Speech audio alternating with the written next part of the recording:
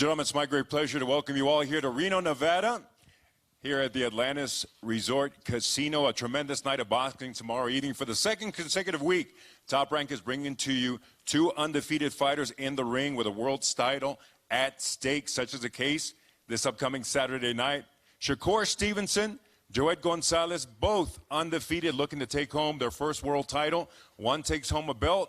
One takes a big L on their record this upcoming Saturday night. A few notes before we get started with the official press conference.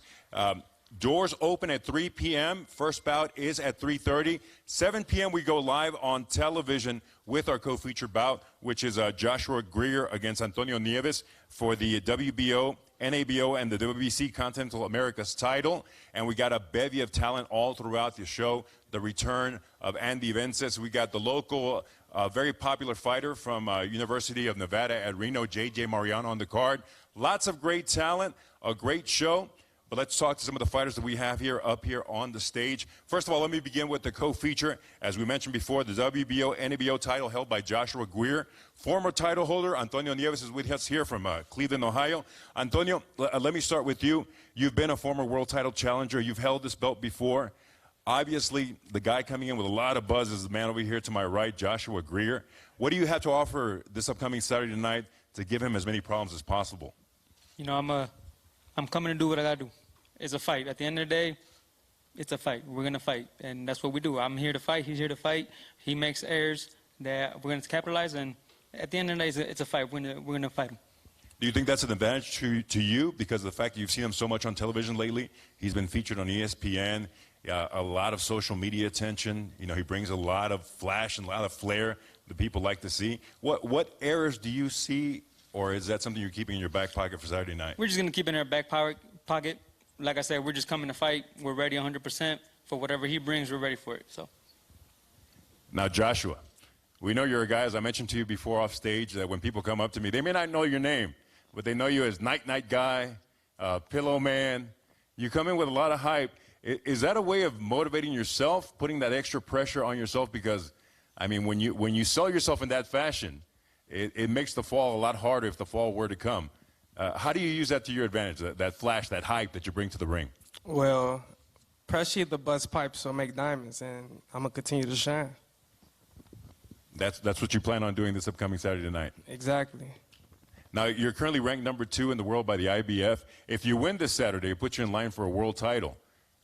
Is that added pressure as well? No, man, I had a great camp. I'm ready at the end of the day. We go drag him through that fire, and he go have on some gasoline boxing trunks, so you know he burnt up. And you got a packet of matches in your back pocket as well, right? It might seem like it. Is there something new we can expect for you on Saturday night? You always got that element of showmanship, which is really important in boxing. I've always said in boxing, you can't just be a good fighter. You got to have that special quality, that special element. And you've seemed to tap into that. You've tapped into something where either you're always going to have that part of the audience that's, you know, a little bit more conservative, isn't going to care for it. You've got the younger crowd that's going to love it, but either way they're going to watch. Is that what you're banking on? I mean, I just be myself, you know what I mean? At the end of the day, I just be myself, and that's what pay off, me being myself, and everybody seem to like it.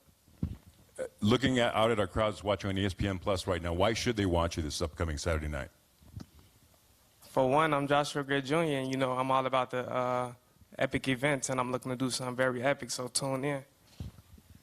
As we mentioned before, a great lineup this upcoming Saturday night. Our co-feature, Nieves and Greer. And also on the card, we have the return of Michaela Mayer, which, you know, one of the rules is not dressing better than the announcer, and you seem to have violated that today. Look at you. Sorry, I didn't get looking absolutely fantastic. Thank you. Now, you're making your third defense of the NABF title. Yeah. Obviously, you've got the fashion on point. How are the boxing skills coming along? Thank you. Yeah. This is the Claudio Lugli, the same guy who dressed Tyson Fury in his last press conference. I forgot to ask Joshua, who are you wearing today? No, but he makes some really interesting stuff. So he dressed me since I was doing Pink for Breast Cancer Awareness Month. Well, it's a 10-8 round on the fashion. Thank you. Round. Appreciate it. But yeah, defending my NABF title this coming Saturday against a girl from Argentina. Don't know a lot about her. There wasn't a ton of video on her, but you know, we do study tape. We always come up with a game plan in our camp, so we have plan A, B, and C. Can you take us through some of those levels of planning? What is Plan A? Yeah. Well, okay, so I think there's been a lot of talk about my style, and I think a lot of people are impressed with how I've been going to the body and working on the inside, especially being a female and being tall, and that you just don't see a lot of that. So I've really been working on that, and then you see people talking about how I'm tall and long and I should use my reach more and stay on the outside, and I think it's just been a combination of me wanting to be good at both. You know, my team doesn't want me to be a one-dimensional fighter. They don't want there to be a certain way to beat me, and because I'm tall and long, there's girls that are going to want to pressure me, and there's going to be girls that are going to be able to get me on the inside. So we want to be strong on the inside and learn how to box and move. So I've just been working on being able to put that all together. Do you feel there's pressure on you to be more of a stylistic fighter sometimes? And it seems when I've seen you fight, you do have that urge to want to finish fights, because it really comes down to that. People really like the knockouts, and one of the, I guess if you want to call it criticism with the women's division, is you don't see a lot of that. Yeah. Do you feel that would be something that if you add to your game, and you seem to encourage that with your fighting style, where you go right at your opponent, you try to take them out, especially late in the fight? I've seen where you seem to have that urgency where you want to really put that hurt on them. Because we've been working on going to the body and staying on the inside, I've actually grown to like it, and I used to hate it. And so now I've kind of had that style where I'm like hunting down my opponents, and my team had to sort of calm me down a little bit and just, you know, stay tall, use your jab, don't come straight in, break them down. You know, and then once you get on the inside, then you can work to the body. So I've just been practicing doing both, and I do want to be an exciting fighter with knockouts. I think that if I would have had more rounds in my last few fights, and this is only my second 10-rounder, so if I would have had a few more rounds or that extra minute, then I would have more knockouts on my record. Because like you said, I do get better as the rounds go on. I feel like I'm a good pro fighter. That's a good style for me versus, you know, the amateurs, and I get stronger as the round goes on, and I feel like I would have more knockouts if the rounds were longer, or if I was in more 10-round fights. So definitely want to up my knockout record, and I plan on doing that Saturday. Now, you mentioned you did not know a whole lot about Alejandra Zamora from Argentina. She is going into her 11th pro bout. Was that just a matter of not being able to find footage on her, or is that the way you prefer? You like going in there with a blank slate and just doing what you got to do? It doesn't matter what I prefer. Okay. Coach Al is the head coach, and he studies tape. So he definitely found footage on this girl. You know, he found what he could. I think the last fight was a couple years ago. So people change. You know, I know I'm a different fighter than I was 2 years ago. So we have multiple game plans, and we'll be prepared for whatever she has. And what do you prefer? You said this isn't your preference to go this route with kind of going in there blindly against a fighter. What would be your ideal situation when you're facing an opponent? I like having a game plan. I do. I like having a game plan. I think that obviously this is boxing, and this is the sweet science, and that's part of the sweet science, is going in there and being able to break down your opponent the smartest way possible and make it the easiest fight possible. So we can go in there and bang it out, or we can, you know, be scientific about it, break her down, and capitalize on her weaknesses. Now, for the people watching on ESPN Plus right now who have not seen you fight, who see you here looking fantastic, how does that translate into the ring? Why should they watch you this upcoming Saturday night? Or if they're saying, it's another pretty girl who boxes. I mean, whatever your reason is, if you think I'm just a pretty girl and you want to see me get my ass beat, then tune in. Either way, it's going to be an exciting fight. I feel like I always put on exciting fights, so this Saturday's not going to be any different. I feel like I'm stronger than ever. We've had a great training camp, a long one, and I feel good. Thank you very much. As we mentioned, a stacked card, a few very interesting moments coming up this Saturday night. We have two fighters making their debut, and I'd like to acknowledge them quickly, who are here in the front row. The first of whom, he is a 2017 and both 2018 U.S. National Amateur Champion in the heavyweight division out of Toledo, Ohio, making his pro debut. Could we have a big round of applause for Mr. Joet Anderson here in the front row? And next to him, you know, Top Rank, just a couple of years ago, made history by signing one of the youngest amateurs ever. And we thought you probably couldn't break that record, but someone came around and actually did that by 2 months, I believe.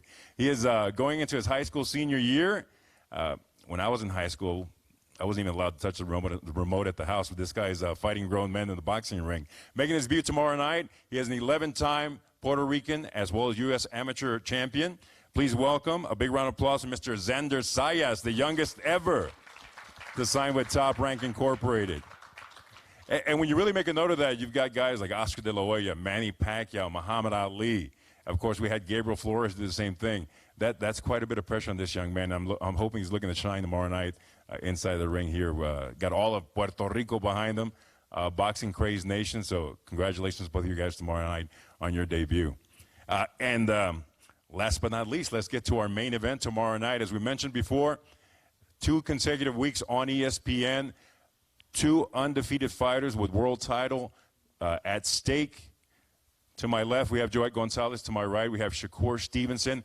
The WBO featherweight title on the line. One takes home the belt. One is going to take home a big old L on the record tonight. Let me start, first of all, with Joet Gonzalez. Now, Joet, we talked about a lot of the hype that's come with Shakur Stevenson, and deservedly so. You know, tremendous amateur career, Olympic gold medalist, all these accolades in the amateurs, and he's been pretty much flawless in the pro ranks. You've come up a little bit different route. You've got twice as many fights as he does. Would you say you've had the harder road, and how is that going to manifest itself on Saturday night? Yeah, I most definitely had the harder road. Like you said, Olympic silver medalist. You got the fast track. Obviously, you got there in 2 years. It took me 7 years. I've been pro since since 2012. So I had the longer road. I have the more experience. I'm older. I'm more mature. And I think that's going to help me out come Saturday night. Now, you mentioned the maturity aspect of it. How will that help you in the ring? You said you've got twice the fights. Do you think that he's gone through that fire quite yet in the ring, and how do you plan on putting him through the fire? I don't think so. Not in the pro level, not in the amateur level. I think his biggest test right now as a pro and as an amateur, his biggest fight of his life is obviously for a world title. And he's going to have to do some crazy thing to beat me because I'm not leaving Saturday without that belt. We talked about it off. We talked about it off camera here. We were talking about how you're preparing, and we compared it to, well, I compared it to when one is preparing for an exam. And you know all the answers, you've studied as much as you can, but the exam is still a couple of days away. What's going through your mind right now when we're 2 days away from the world title bout, the thing that every fighter covets and fights for, and you're ready to go, and you still have to wait another 48 hours? Oh, just anxious because all the hard work, it's already been done. Now we're just counting down the days, letting the days go by. Tomorrow will be weigh-ins, and Saturday will be fight time. Now, Shakur, I heard you giggling over my right shoulder here when he was saying that he had all the answers, he was ready to go. I wasn't giggling like that. Okay. What did you find humorous about that? I didn't find nothing humorous about that. I was laughing at them getting loud at what he said. Which was what? I don't know what he said. I ain't really pay him any mind. As we mentioned before, you come with a lot of hype. I was watching an interview this morning. Bob Arum from Top Rank was comparing you to guys like Sugar Ray Leonard, Mayweather, Oscar De La Hoya. He talked about how they were on the fast track. It took them 3 years. You're about 2.5 years into your pro career, and you're fighting for your world title. What does that mean to you to hear that from someone with decades and decades of experience in professional boxing?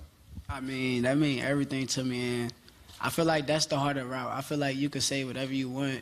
I feel like going pro and fighting a bunch of bums early in your career, I feel like that's the easy route. I feel like I went to the Olympics, and I fought the higher level of competition, and that's the reason why I am who I am today. How do you respond to that? He says that your opponents have been nothing but bums. That's fine. Show up Saturday night and do your talking in the ring. Yeah, and I also think that in 2012 when he was fighting them bums, I was a freshman in high school at that time, bro. Like, I was a freshman in high school, bro. So I understand why you're mad at me, bro. It's all good. Ain't nobody mad at you. Whatever you say. Ain't nobody mad at you. Just show up Saturday and come to fight. For sure, I'll see you there. You've got a guy, he has twice the fights that you do, basically the same number of knockouts as you do pro fights. How do you think it's dangerous to dismiss someone like that? I mean, obviously he's here for a reason. I'm not sleeping on him. Honestly, if I'm being honest with you, I always said Joet was good. Go look at my tweets from 2-3 months ago. I said he was a good fighter. He was the one who got up there and said Shakur is overrated. I feel like I'll stop him. So Saturday, he got to put up everything he said. Don't be bad about it. It's just an opinion, man. People asking me questions. I gotta answer it. I don't care. I'm just telling So you. I can't say my opinion. You can say whatever you want, brother. Then why you mad? I'm not mad. Just do what you said you were gonna do, brother. All right, for sure. Show up. All right, cool. All good. Now, I was speaking with people earlier who talked about a sparring session a few years back. Right before my pro debut. Actually, 3 days before my pro debut. He could speak on it. Yeah, he came. Tell us about that. Yeah, just try to kiss my ass, try to get some work, and that's it. That was whack, and y'all laughing at that lame ass shit. I wasn't looking for sparring. That shit was I lame wasn't as looking for hell. sparring. I wasn't looking for sparring.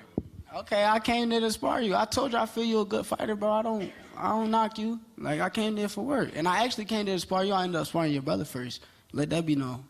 Yeah, because that's what your grandpa wanted. No, I that's asked what to your team spar wanted, right? specifically you. I came there for you. All right. Your father threw him in the ring, brother.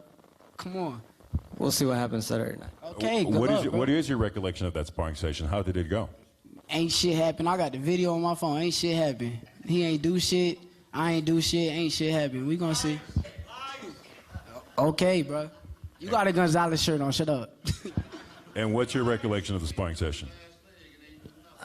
He knows what happens. He knows what happened. Okay, cool. We gonna see sparred.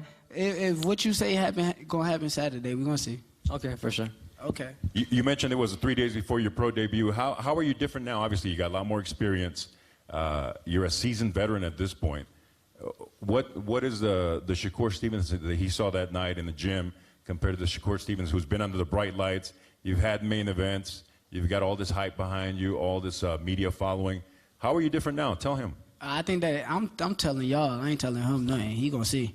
But I think that I'm a way developed fighter now. Like, I feel like I fought just as good as competition he fought, and I ain't really fight nobody yet. Like, he fought nobody, I fought nobody. We both had one big test. He fought Rafael Rivera, I fought Chris Diaz.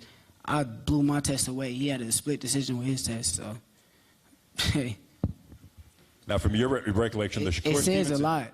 The Shakur Stevenson you see now, how does he differ from the one you saw in the ring that night in the gym? It's different. Obviously, he has to improve. I mean, you improve as the years go by. But the same with me. We both improved. But I just think I'm still better than him, and I'm going to show that Saturday. Now, this fight has a ton of elements that we can go into. You know, there have been personal attacks. There have been, we're talking about people's sisters, for God's sakes. You know. That's what y'all are talking about. I ain't talking about none of that. How is that gonna? How do you take that? How do you leave that outside of the ring come Saturday night? First off, I'm not really speaking on that. I'm not putting her into this. This has nothing to do with her. This got stuff to do with me and him, and we're going to be fighting, and we fighting for a world title. That's the main subject of this whole thing. Let me turn to you, Joet. Obviously, we've seen some heated exchanges in some of the previous press conferences. How does that manifest itself in the ring on Saturday night on your aspect of it? Do you leave it out? Does it motivate you? Does it fuel you? It fuels me because I was never the one to put this out there. The media, the public, they found out because of him, just running his mouth. And now, when they ask him about it, he don't want to talk about it. So, it's personal. It's personal, just the things he's done, the things he said, and he'll pay for that on Saturday night. Bring that energy, bro. I've had this energy. Okay, bring it. Okay, Saturday night, it's the main event, your first world title bout.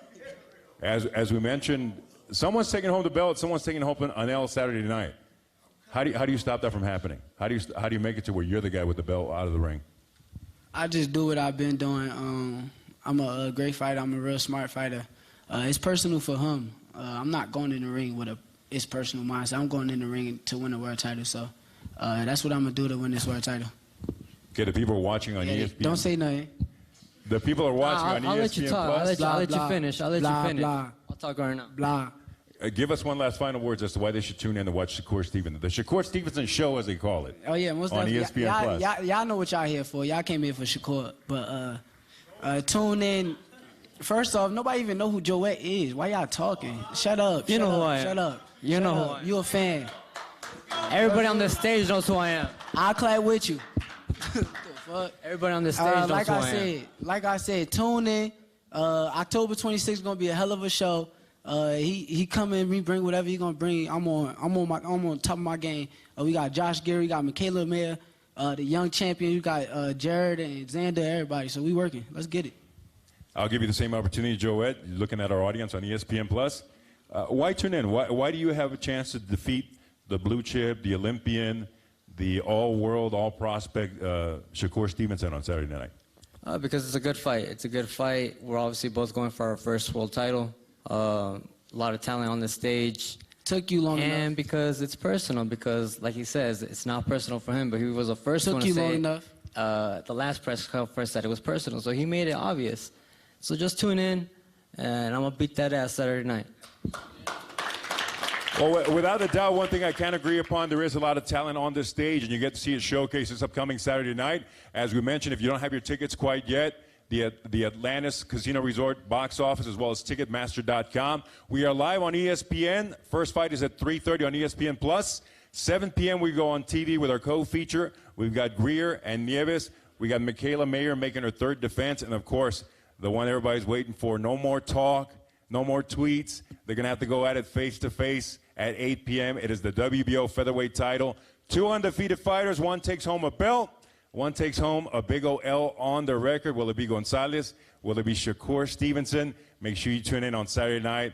It is Top Rank on ESPN. A round of applause for everyone up here on the stage, and we thank you very much for tuning in.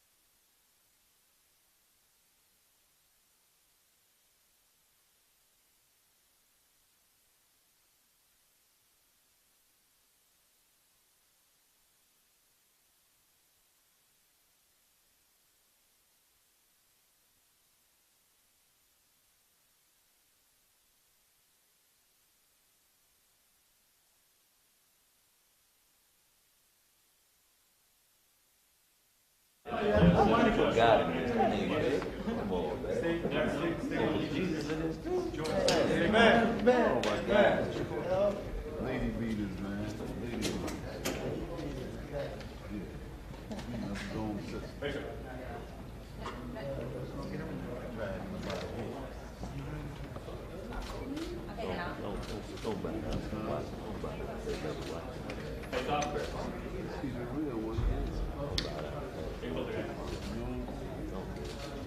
They don't know.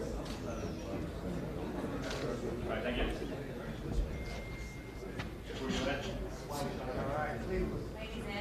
To the front first.